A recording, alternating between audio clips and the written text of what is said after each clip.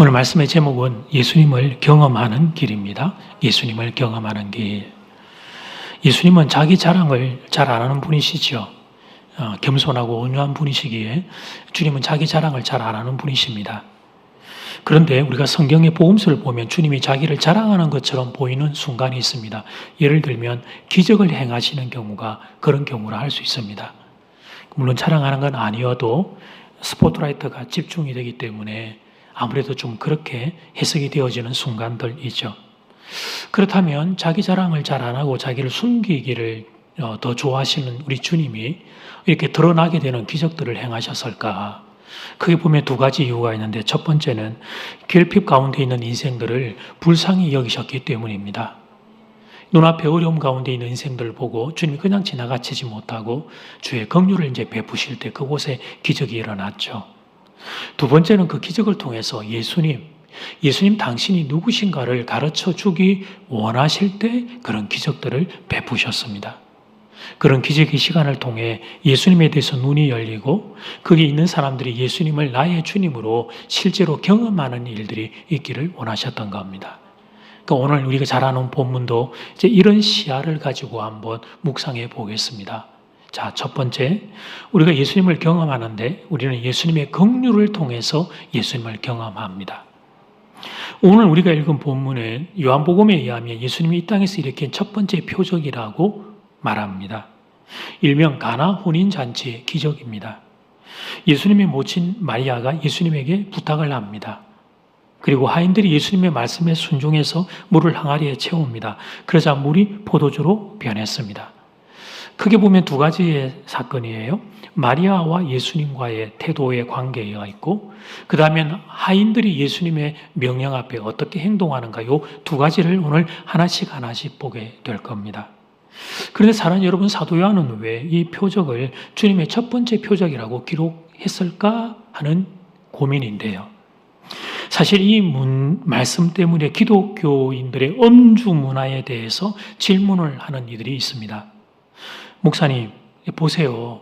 예수님이 포도주 만드는 기적을 일으키셨다면 그러면 술을 마음껏 마셔도 되는 거 아닙니까? 이렇게 아주 예리한 질문을 하는 분들이 있습니다. 문화적인 특성은 고려하지 않고 문자적으로 그렇게 질문하는 분들이 계셔요. 어쨌든 우리 주님 정도라면 먼 훗날 대한민국에서 이런 질문 일어날 것을 예상하셨을 거고 당신의 종 안종대 목사가 난처해질 것을 아셨을 텐데 왜 사도 요한은 주님이 물을 포도주로 만든 이 기적을 기록은 할 수 있는데 첫 번째 표적이라고 함으로써 가중치, 무게중심과 힘을 더 많이 싣고 있을까 하는 고민이죠. 가나 혼인잔치의 기적은 포도주가 부족할 때 일어났습니다. 3절 상반절을 보니까 포도주가 떨어진지라 이렇게 기록하고 있죠. 물이 포도주가 된 기적은 포도주가 떨어졌기 때문에 일어났습니다. 이게 인생입니다. 유대인들의 결혼식에 있어서 포도주는 핵심입니다.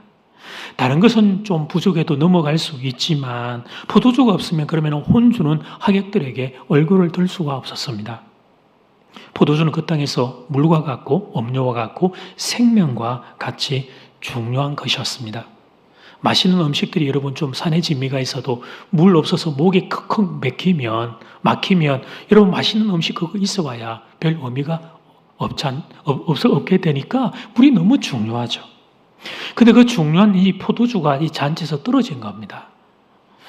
저는 아직 자식 결혼을 안 시켜봤습니다만 목회자로서 성도님들이 자녀들 결혼 준비하는 것을 옆에서 이렇게 본 적이 있습니다. 정말 많은 걸 준비해야 하더라고요. 보니까 예식장에 하객들의 식사의 문제에 신혼여행에 또 경제적으로 가장 요즘 부담이 되는 신혼집에 또 사돈 되시는 어른들과의 예의와 배려의 문제 등 정말 많은 것들을 준비해야 하는 것을 보게 됩니다. 그런데 예수님 당시 유대인들의 이 결혼식은 더욱 특별했습니다. 평소에 좀 가난하고 굶주려도 혼인잔치만은 성대하게 했습니다. 일주일 동안이나 잔치를 열었습니다. 그런 혼인잔치에서 가장 중요한 것은 포도주였습니다. 물이 귀했기 때문에 이스라엘에서 포도주는 물 대신에 사용하는 귀한 음료였습니다. 그런데 예수님이 참석하셨던 이 혼인잔치집에 포도주가 똑 떨어진 거예요. 우리 인생이 마치 그와 같습니다. 꼭 필요할 때 중요한 그것이 결핍되는 게 그게 우리 인생입니다. 여러분이 혼인잔치의 혼주가 사전에 얼마나 준비를 했을까요? 근데 잘 한다고 했는데도 그런데 결국은 결핍이 있는 거예요. 그것도 가장 중요한 것에 결핍이 있는 겁니다. 이 이야기는 우리들의 인생을 묘사합니다. 이런 이야기가 있죠. 젊을 때는 건강은 있는데 돈이 없어서 어디 못 놀러 다니고, 나이가 들어서 돈은 조금 있는데 건강에 문제가 있어서 놀러 가지를 못한다. 이런 이야기가 있습니다. 하나가 있으면 또 다른 하나가 없고, 또 다른 하나 이거를 구하면 또 다른 하나가 없고, 이게 인생이라는 거죠. 씁쓸한 이야기지만 우리들의 인생을 잘 묘사하는 이야기가 아닐 수 없습니다. 결핍으로 가득 찬 자리, 그것이 우리들의 인생의 실체입니다. 오늘 본문은 그런 인생들의 모습을 대표적으로 보여주는 거예요. 그래서 사도 요한이 첫 번째 표적이라고 불렀던 거죠. 우리 인생들의 대표가 되는 우리 삶의 첫 자리, 결핍으로 가득 차 있는 그 자리를 성경에 보여주는 겁니다. 그런 이제 기본적인 배경하에 본문 속으로 들어가 보면 의아한 장면이 몇 군데 나오는데요. 첫째는 예수님의 어머니 마리아의 요청을 거절하시는 장면입니다. 내 때가 아직 이르지 않았다는 이유로 거절하십니다. 자, 여기서 잠깐 사절에 기록되어 있는 작은 공부, 여자라고 하는 단어는 여러분 어머니를 하대하는 표현이 아닙니다. 원어를 살펴보면 그런 게 아니에요. 여성을 지칭하는 일반적인 대명사로 사용되고 있습니다. 그러니까 이게 사절을 보면 용어는 문제가 아닌데 문제는 예수님이 대답하신 내용이 문제죠. 내 때가 아직 이르지 않았다고 하는 이유로 거절하신 거예요. 어머니의 요청을 아들이 거절한 거죠. 예수님은 효자신데 근데 오늘 본문에서는 불효를 하고 계시는 거예요. 여기에서의 내 때가 뭘 의미하는가를 여기 앉아 계시는 성도님 거의 대부분은 그동안에 이제 성경 공부를 통해 알고 계실 겁니다. 사랑하는 여러분, 주님이 말씀하시는 내 때가 뭐죠? 그래, 맞아요. 십자가를 의미하는 거죠. 십자가. 예수님이 아직 십자가 지실 때가 아니기 때문에 당신을 드러내지 않겠다고 말씀하신 겁니다. 첫 번째 의문은 이렇게 풀어질 수 있습니다. 그런데 그래서 아직 십자가 질 때가 아니기 때문에 거절하셨던 주님이 조금 있다가 그런데 안 한다, 못하겠다 하셨던 주님이 물을 포도주로 만드는 기적을 행하시는 이게 또 고민인 거예요. 처음에는 아직 십자가의 때가 아니기에 당신이 드러날 상황이 아니라고 말씀하셨는데 근데 조금 있다가는 물을 포도주로 만들어 주십니다. 그 사이에 도대체 무슨 일이 있었던 걸까요? 본문을 보면 아무리 들어봐도 별 다른 일이 보이지를 않아요. 그러면 예수님은 왜 이런 행동의 변화를 보이시는 것일까? 그렇습니다. 주님이 그리 말씀하셨거든요. 내가 아직 십자가 때가 아니어서 어머니 제가 기적을 나타낼 때가 아닙니다. 말씀을 하시고 난 뒤에 그곳에 있는 사람들을 볼 때 주님의 마음에 불쌍히 여기는 마음이 일어나셨던 겁니다. 예수님의 때적 십자가의 때는 아직 아니지만 눈앞에 결핍 가운데 있는 인생들을 보자 긍휼의 마음이 주님에게서 솟아났던 거죠.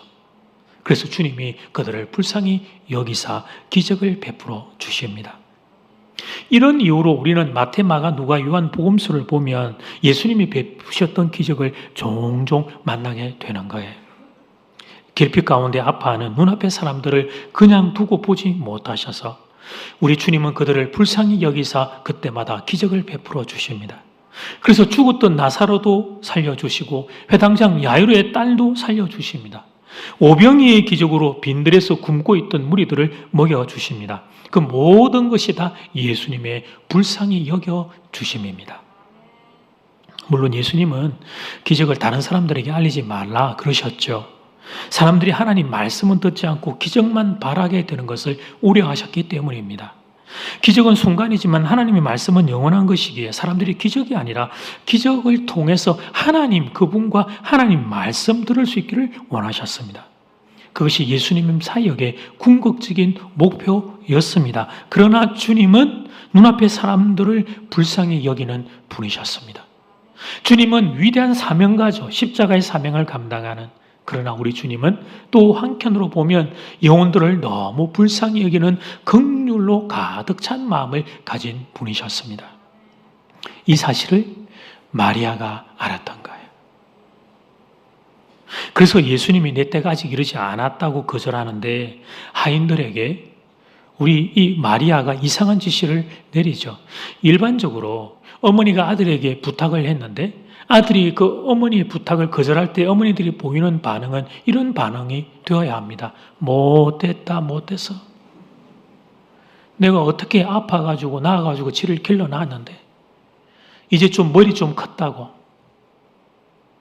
엄마가 그 뭐 어려운 부탁도 아니고 그거 좀 부탁하는 것도 내 처음 하는 부탁인데 그거 좀 들어주지. 못됐다, 못됐다 이놈. 이게 이제 일반적으로 어머니가 아들에게 보일 반응이죠. 근데 주님이 어머니 마리아가 그런 반응을 보이지 않고 이상한 지시를 하셔요. 여러분 5절을 보면 그의 어머니가 하인에게 이르되 너희에게 예수님이 무슨 말씀을 하시든지 그대로 하라 하니라. 예수님은 마리아의 요청을 거절했어요. 그런데 마리아는 이게 거절당한 마음이 있을 텐데 오히려 하인들에게 예수님이 무슨 말씀을 하시든지 그대로 하라고 지시합니다. 여러분 이렇게 할 수 있겠습니까? 여러분이 예수님까지 가지 말고 저하고의 관계를 한번 가정해 봐요. 저에게 신방을 요청하셨는데 제가 바빠서 못 가겠다고 말씀드렸어요. 그때 여러분의 자존심을 누르고 하루나 이틀 뒤에 다시 전화해서 한 번 더 신방 와달라고 저에게 부탁할 수 있겠습니까? 내가 신방 안 받고 말지. 근데 목사가 뭐 안종대 목사밖에 없나? 쉽지 않습니다. 사람을 한번 거절당하면 마음이 확 상하기 마련이에요. 자존심도 상하고 마음의 상처도 되고 그래서 다시 한 번 더 요청한다는 게 쉽지 않아요. 그런 우리의 마음을 마리아가 동일하게 가지고 있을 텐데 하인들에게 예수님이 그것도 무슨 말씀을 하시는지 그대로 하라고 지시합니다. 이렇게 했던 이유는 두 가지인데요. 첫 번째, 마리아는 뭘 믿었냐면 예수님에게는 이 문제를 해결할 능력이 있다는 걸 믿었고 두 번째, 그 능력에 예수님이 우리를 불쌍히 여겨주시기만 하면 그러면 된다. 해결할 능력이 주님이 있기에 주님이 우리를 불쌍히 여겨주시기만 하면 그러면 된다라고 하는 이 두 가지 사실을 마리아는 믿고 있었던 거예요. 그래서 아이들에게 예수님이 무슨 말씀을 하시든지 너는 그대로 하라고 지시했던 겁니다. 이제 우리의 자리로 건너와서 이 말씀을 묵상해 보겠습니다. 사랑하는 여러분, 예수님은 물을 포도주로 만드는 기적을 베풀 수 있다는 사실을 믿습니까? 아멘이죠. 아멘. 이 말은 우리 인생의 결핍을 충족으로 바꿀 수 있다는 사실을 믿는다는 고백인 거예요. 그렇다면 여러분, 정말 그런 믿음이 우리에게 있다면 사랑하는 교우들이여 예수님의 긍휼을 구하십시오. 예수님께 나를 좀 불쌍히 여겨달라고 간절히 기도하십시오. 예수님께 나아가는 이들은 항상 이것을 기억할 줄 알아야 합니다. 예수님은 우리를 불쌍히 여기는 분이라는 사실을 기억하는 겁니다. 그리고 물러서지 않고 돌아서지 않는 거예요. 예수님이 좀 거절하시는 것과 같은 장면이 연출되고 예수님이 나를 좀 밀어내시는 것과 같고 예수님이 나와 거리를 두려고 하는 것과 같은 어떤 감정적인 기제가 내게 작동할 때에도 그때에도 오늘 이 말씀을 기억하고 계속 주님 앞으로 나아가는 거예요. 예수님은 긍휼이 풍성한 분이시니까 예수님은 긍휼이 풍성한 분이시니까 그러니까 주님 나도 좀 불쌍히 여겨주세요. 성경에 다른 이들을 불쌍히 여기신 주님이시니까 나도 좀 불쌍히 여겨주세요. 그러면서 주님을 향하여 계속 전진하는 겁니다. 바로 그들이 살아계신 예수님을 나의 주님으로 경험하게 되는 것입니다. 그런 은혜가 여러분에게 있기를 주의 이름으로 축복합니다. 아멘. 이게 이제 첫 번째 마리아와 예수님의 태도에서 배울 거예요. 두 번째 하인과 예수님의 관계에서 배워야 될 것. 두 번째는 우리의 순종을 통해 예수님을 경험합니다.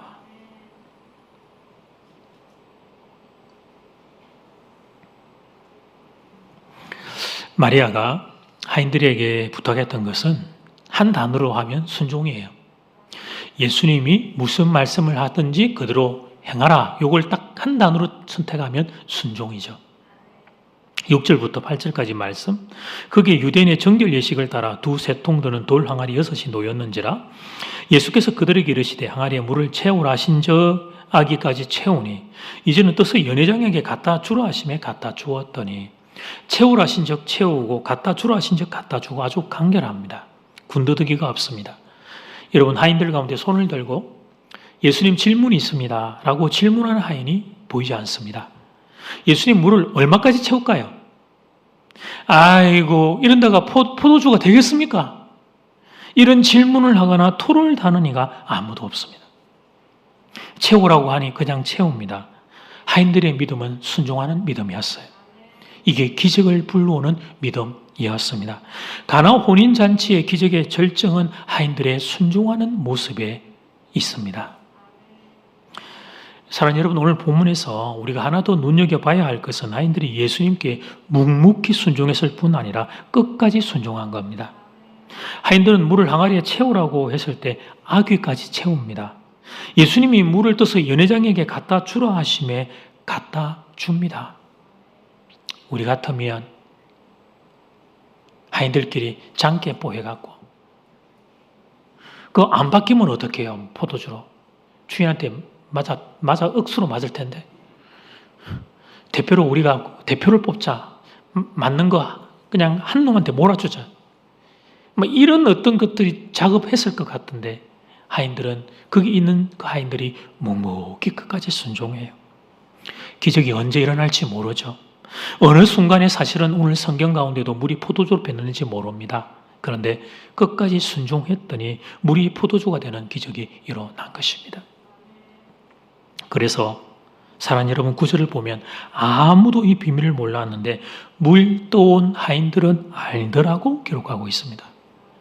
그들 때문에 예수님의 기적이 나타났고 그리고 그들 자신은 예수님의 기적을 체험합니다. 순종하는 사람은 기적을 경험하는 기쁨을 누리게 됩니다. 다른 사람이 알지 못하는 기쁨이 있습니다. 예수 만난 기쁨, 예수 기적 체험한 기쁨, 그 기쁨이 그들의 것이 되는 겁니다. 9절 말씀을 다시 한번 볼까요? 연회장은 물로 된 포도주를 맛보고도 어디서 났는지 알지 못하되 물 떠온 하인들은 알더라. 연회장이 신랑을 불러. 이 구절을 보면 동사가 알지 못하되 알더라 두 동사가 대치하고 있는 걸 이렇게 보이죠. 대조적으로. 그러니까 여러분, 누구는 알았고 누구는 알지 못했던 거예요. 맛있는 포도주의 정체에 대해서 아는 이가 있었고 모르는 이가 있었습니다. 오늘 보니까 대표적으로 연회장이 그 비밀을 몰랐습니다. 당시 유대인들의 결혼 풍습상 연회장은 마을에서 가장 존경받는 어른이 맡았습니다. 우리도 결혼 주례를 아무나 안 맡기잖아요. 부모님이든 결혼 당사자든 가장 존경하는 분에게 주례를 부탁하죠. 유대인들은 그 마을에서 가장 존경받는 어른이 맡았습니다. 이런 분들은 마을에서 일어나는 일들에 모르는 게 없습니다. 그런데 이상하죠. 오늘 본문의 이 연회장은 마을 혼인잔치에서 그 맛있는 포도주를 맛보았는데 그 정체를 모르는 거예요. 반면에 그 잔치에서 핫바리에 위치하고 있는 하인들은 그 비밀을 알았습니다. 이것이 바로 하나님 나라의 원리입니다. 세상에서 똑똑하다고 해서 아는 게 아닙니다. 비록 세상에서 낮은 자리에 있을지라도 주의 말씀에 순종하는 사람들이 경험하는 나라, 그 나라가 바로 하나님의 나라입니다. 예수님이 직접 하실 수도 있었습니다.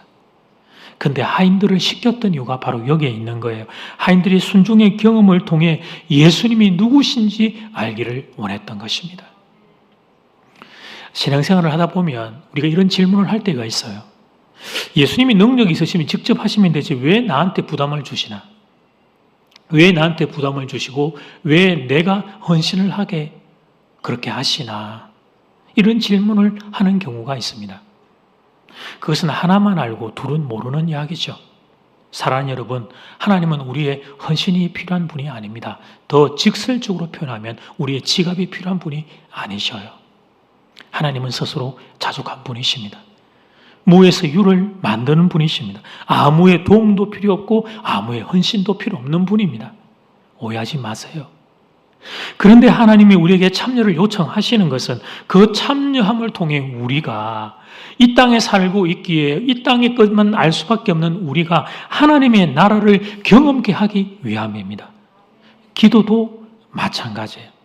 어떤 사람들은 사랑이 많으신 하나님이 우리의 필요를 아시는데 왜 그렇게 열심히 기도했느냐고 질문합니다. 목사님은 금요일날 금요 기도회에 왜 그렇게 간절하게 기도하냐고 질문을 합니다. 그런데 여러분, 그 기도를 통해서 삶의 자락 순간순간에 우리는 하나님의 살아계심을 경험하게 되는 것입니다.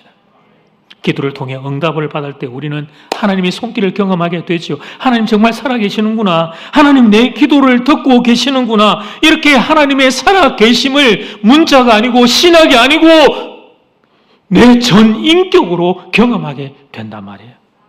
그래서 그 성도는 더 신앙의 깊은 자리로 진입하게 됩니다. 누가 뭐라고 하지 않아도 정말 하나님이 살아계시다는 걸 이 성도는 아는 거죠. 그러나 만약에 기도 없이 하나님의 선물을 덜컥 받게 되면 우리는 어떻게 생각할까요? 우리 수준은 다 이래. 아싸, 대박이다, 대박. 역시 나는 운이 좋다, 운이 좋아. 성도라고 하는 이들이 하나님이 주신 선물 앞에 생각하는 게 고작 대박이다, 운이 좋다, 이 생각밖에 못하는 거예요. 하나님을 경험할 수 있는 절호의 찬스를 하나님이 주셨지만 스스로 그걸 걷어차 버린단 말이에요. 여러분, 이것은 빙산의 비유로 설명할 수 있어요. 그림을 보여드릴까요? 빙산의 일각이라고 하는 그림이에요. 수면 위로 드러난 부분은 말 그대로 빙산의 일각에 불과해요. 우리는 주로 빙산의 저 일각에만 관심을 두죠. 그런데 주님은 수면 아래에 숨어있는 빙산 전체를 우리가 다 알고 경험하기를 원해요. 물론 주님은 우리의 필요를 알고 우리를 사랑하시기에 우리가 기도하지 않아도 필요한 것을 얻을지 모릅니다. 아니, 얻을 수 있습니다. 그러나 기도하지 않고 뭔가를 우리가 선물로 받으면 저 밑에 숨어있는 빙산의 전체를 우리는 알 수 없는 거예요. 그 빙산은 다름 아닌 하나님 바로 그분, 하나님 바로 그분을 전인격적으로 아는 일들이 열리지를 않는단 말이에요. 성도라고 하지만 우리는 의외로 하나님에 대해서 잘 모릅니다. 하나님의 크심과 위대하심을 잘 몰라요. 그래서 주님은 우리에게 다른 것보다 하나님 그분 아는 것을 선물하고 싶어 하십니다. 여러분, 한 달, 두 달, 하루 한 끼든 두 끼든 시간을 딱 정하고 금식을 하며 간절히 기도를 하게 되었을 때 여러분, 그 기도의 시간들이 지나가면서 그 한 성도가 하나님과의 그 인격적인 밀고 당기고 기도를 통해 은혜를 받고 때로는 그들을 하는 것과 같은 느낌의 시간들이 지나가면서 그 모든 시간들을 통해 누리게 되는 영적인 감격과 감동을 여러분 아십니까? 기도했던 일이 이루어졌느냐 아니냐는 그 다음의 문제예요. 빙산 전체를 우리가 알게 되는 거죠. 우리는 그 기도의 시간들과 과정, 그 분투, 눈물의 시간을 통해 하나님을 배우게 돼요. 하나님을 나의 전 인격으로 체험하게 돼요. 하나님을 더욱 친밀히 아는 복을 누리게 됩니다. 이것이 바로 하나님 나라의 원리입니다.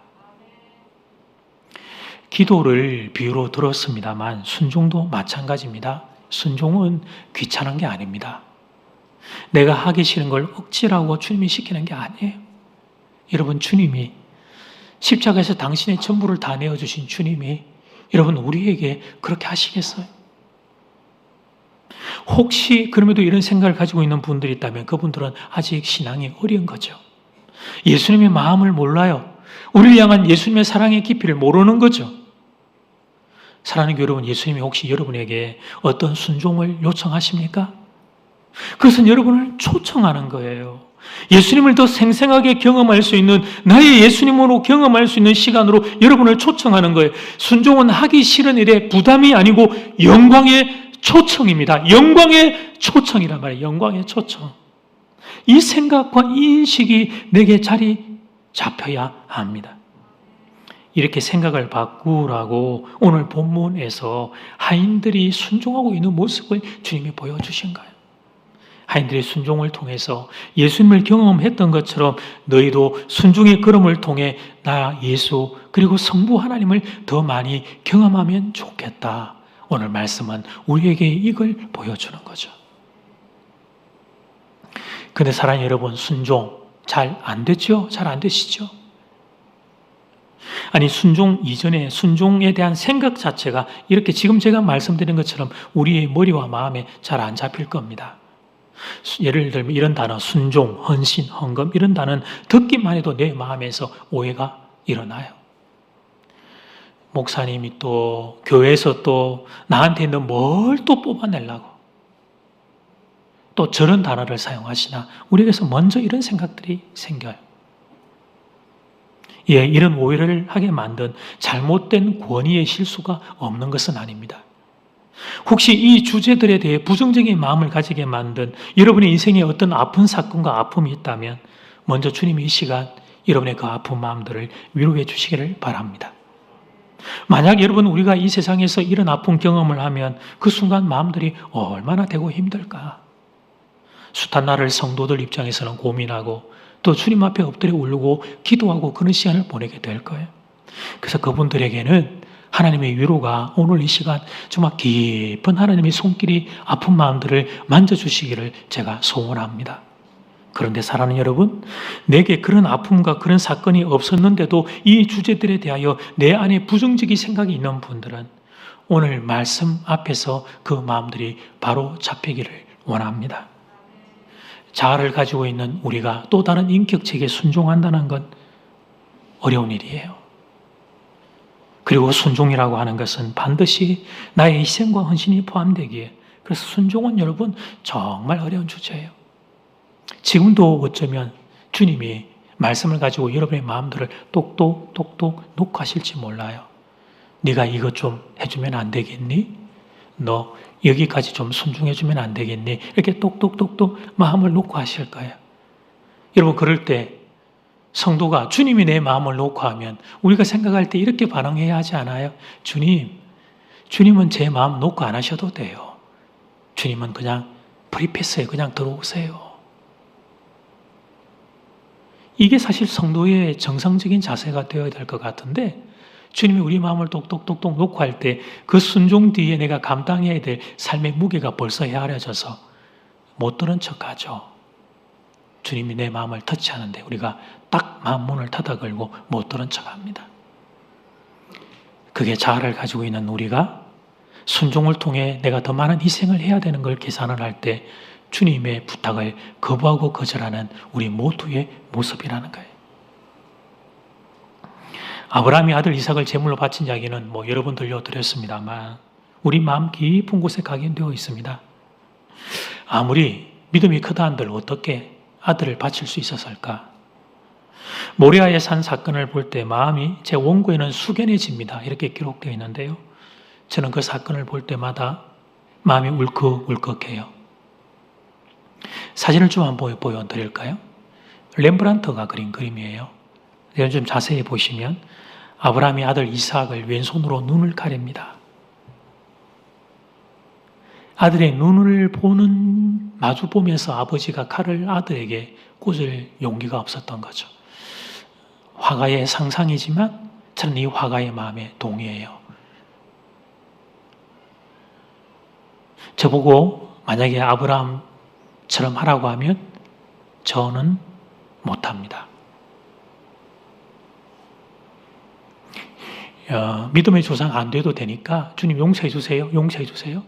믿음의 조상 안 돼도 되니까 저는 못하겠다고 말했을 겁니다.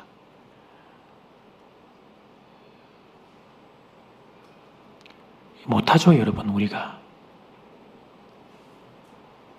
아들 이삭의 믿음도 잠깐 좀 우리가 생각해 보려고 하는 것은 얼마든지 도망칠 수 있었죠. 건장한 청년이었고 아버지 아브라함은 이제 연로한 이 할아버지의 육체를 가지고 있었으니까. 그래서 이스라엘에 전성되어서 오는 이야기에 의하면 아브라함이 아버지가 칼로 내리칠 때 아들 이삭이 아버지에게 간곡히 부탁한 게 있었다고 해요. 그것은 자기 자신을 더 꽁꽁 묶어달라고 했다는 거예요. 혹시라도 사람이어서 칼을 볼 때 두려움으로 본능적으로 피하게 될까 봐, 그러면 피해버리면 상처가 나서 온전한 제물이 될 수 없을까 봐 그랬다는 거예요. 순명은 이토록 어려운 일입니다. 그래서 반대로 너무나 아름다운 거죠. 여러분, 순종은 저를 포함해 아브라함, 이삭, 우리 모두에게 다 어려운 일이에요. 그래서 여러분, 우리가 주변에서 순종하는 사람을 보게 될 때 우리는 그분을 향해 조용히 머리를 숙이게 되죠. 그분의 신앙의 깊이를 우리는 충분히 가늠할 수 있기 때문에 그런 것입니다. 사랑하는 여러분, 오늘 본문은 기적의 끝을 이렇게 마무리하는데 11절 말씀에 예수께서 이 표적을 갈릴리 가나에서 행하여 그의 영광을 나타내심에 제자들이 그를 믿으니라. 여러분, 문제는요, 포도주 품종이 뭐냐 그런 게 아니에요. 이태리산이냐 프랑스산이냐 아르헨티산이냐 그런 게 아니에요. 포도의 양이 얼마나 되느냐 그런 것도 아니에요. 중요한 건 이 기적을 통해 기적의 주인공이신 예수님을 얼마나 더 친밀하게 생생하게 알게 되었느냐 하는 거란 말이죠. 그래서 표적인 겁니다. 표적. 영어로 하면 사인. 예수님에 대한 표적, 예수님에 대한 사인. 포도주보다 더 중요한 건 그 뒤에 계시는 예수님입니다. 빙산의 전체가 되는 주님을 만나는 거죠. 말씀이 육신이 되어 우리 가운데 오신 예수님을 만나는 거예요. 그러면 되는 거예요, 여러분. 그러면 돼요. 왜냐하면 예수님 그분 안에 모든 게 다 담겼기 때문이에요. 예수님 그분 안에 모든 위로가, 모든 소망이, 모든 눈물 닦아줌이, 모든 복이 그 안에 다 담겼기 때문입니다. 어떻습니까, 여러분? 여러분이 이 예수님을 만나보셨습니까? 여러분은 이 예수님을 경험해 보셨습니까? 바라기는 참 쉽지 않은 그런 순종, 쉽게 말하기도 쉽지 않고 듣기는 더 쉽지 않은 순종의 걸음을 통해서 여러분이 예수님 경험하게 되는 은혜가, 하인들이 만난 예수님 만난 은혜가 여러분 모두에게 임하기를 주의 이름으로 축복합니다. 말씀을 정리할까요? 오늘 말씀은 두 단계로, 설교 전체 제목은 예수님을 경험하는 게, 첫 번째 단계는 예수님이 어떤 분인지를 늘 기억해요. 그분은 우리를 불쌍히 여기는 분이라는 걸 기억해요. 그래서 아직 당신의 십자가 지실 때가 아니어도 그 큰 사명이 있지만 눈앞에 사람을 불쌍히 여기셔서 물을 포도주로 만드는 그분이 우리 예수님이라는 사실을 늘 기억하는 거예요. 그래서 이 오늘 배운 사실을 가지고 어떻게든 자꾸 주님 앞에 엎드리고 주의 긍휼을 구하고 주의 긍휼을 구하고 주의 긍휼을 구하는 겁니다. 그럴 때 그 성도들이 예수의 살아계심을 경험할 수 있는 거죠. 그리고 다음 두 번째 단계, 그것은 순종을 통해 예수님을 경험하는 겁니다. 사실은 여기까지 갈 수 있어야 합니다. 왜 그렇습니까? 여러분, 오늘 본문의 포도주는 여러분이 가져갔던 이거는 그거 먹고 나면 결국 다 떨어졌겠죠.